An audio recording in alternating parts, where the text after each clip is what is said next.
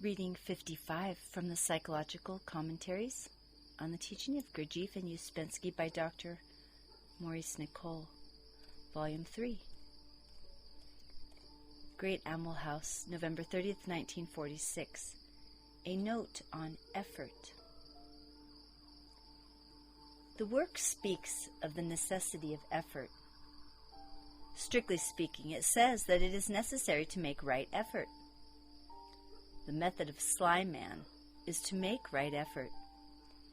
He sees what particular effort is necessary at a particular time, and when things are too easy for the time for him, he creates difficulties for himself, as for example by doing things in the most difficult way. In life, acting mechanically, we do things in the easiest way, which is always the most mechanical way. In making effort in the work sense, it must be understood that anti-mechanical effort is meant. So the work begins with general instructions on the practical side to work against one's mechanicalness. This gives new impressions. How can one cease to be a machine if one always behaves mechanically? Man is a machine, but his transformation into a conscious being is awaited. So his general task is to work against his mechanicalness. This needs special kinds of interesting efforts, for his mechanicalness lies in all centers. Therefore, efforts are in three main directions. What did you make effort against yesterday? Against the inertia, which prevents you from thinking distinctly? Against pleasant and unpleasant daydreaming? Against general distaste? One can always notice the stale flavor of mechanicalness within one, and the fresher feeling that comes from a new impression, which even a short, real work effort can create. In this connection, I remind you that G said it is necessary to move the brain once a day, apart from the bowels.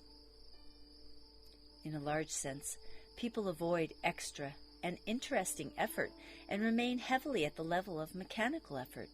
That is, what they are compelled to do by external circumstances, that is, as machines. Now, work effort is not what we are compelled to do by external circumstances. The work and work effort belong to something extra, outside nature, outside life, something very interesting. In this connection, mechanical life efforts that external circumstances dictate can be taken, interestingly, from a work attitude and no longer seem at variance with the work. Let us speak first of this. How can you turn mechanical life effort into work effort? The secret lies in taking your life as an exercise. To do this interesting thing, a certain vision of life is required.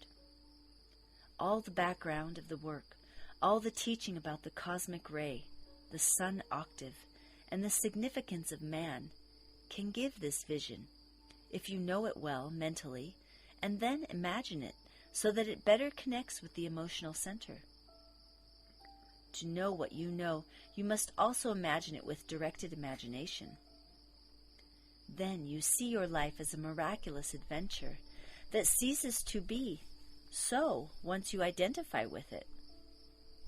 Then it is all spoiled, and life no longer becomes your teacher, but your taskmaster, your pharaoh. It is only when we lift ourselves, when we can take life as this interesting exercise, that life can become our teacher. In other words, only through this vision that the work gives, which separates us from the full power of life, can life change into what it should be, into, as it were, an intelligent person. With this attitude, we gain the sense of being in life, not of life, or caused by life. And this is a preliminary to that form of self-remembering, where the three factors, 1, the seen object in outer life, 2, my observed reaction to it, and 3, I myself, constitute a triple simultaneous consciousness, a full triad, that is, a being conscious in 3 forces at the same time.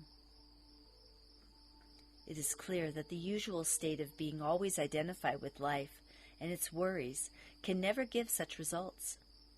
This vision, therefore, which I have mentioned, is one belonging to a right development in the understanding of the work, which is to lessen the power of life over us.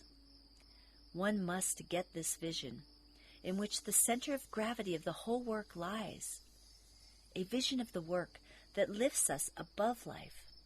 In short, this rope which we have to catch hold of. Hold this rope when you catch it. O said that what people find difficult is that the work changes as you understand more. What was said may be no longer said, but something different. For example, you are told at first, in making effort, in the second line of work, not to try to like one another, but to stop dislike. This is one kind of anti-mechanical effort. This is surely very clear. It can be done. You can stop disliking.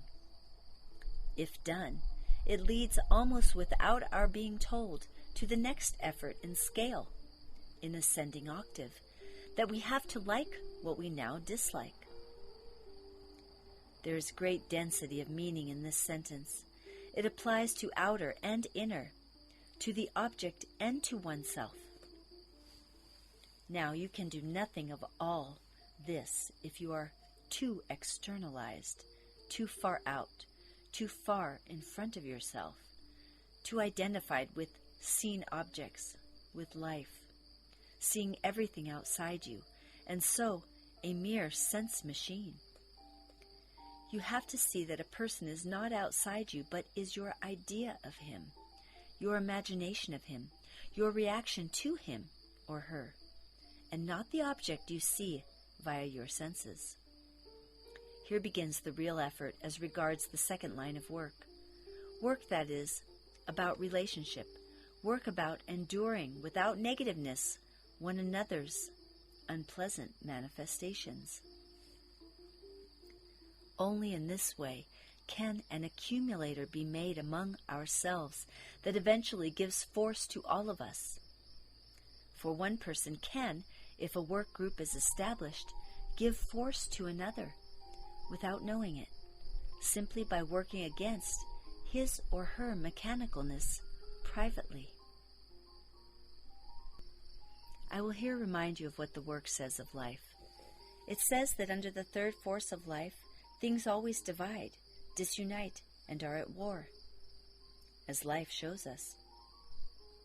One party splits into 2 mutually hostile parties, and so on. Now the third force of the work unites. It holds people together who in life would at once split and hate one another. Through the third force of the work, and let me emphasize, the work done by each person on himself or herself in the light of the work, an accumulator can be made by uniting people in a common understanding through a common language. The supreme effort that has to be made in the work is to feel the work. Seek the work first, fight for it, keep it alive, and then all the rest follows.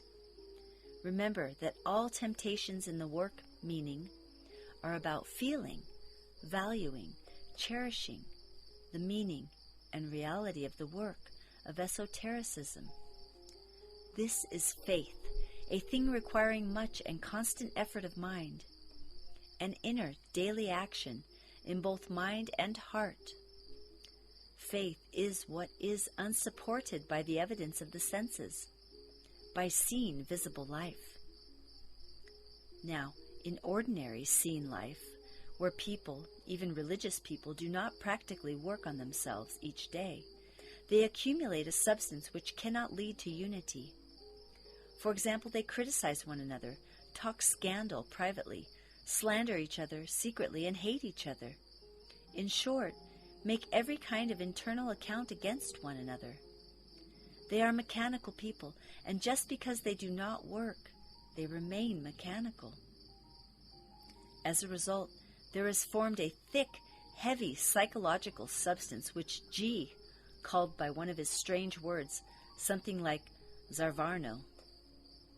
This substance, he said in so many words, accumulates in life and makes all right relationship impossible.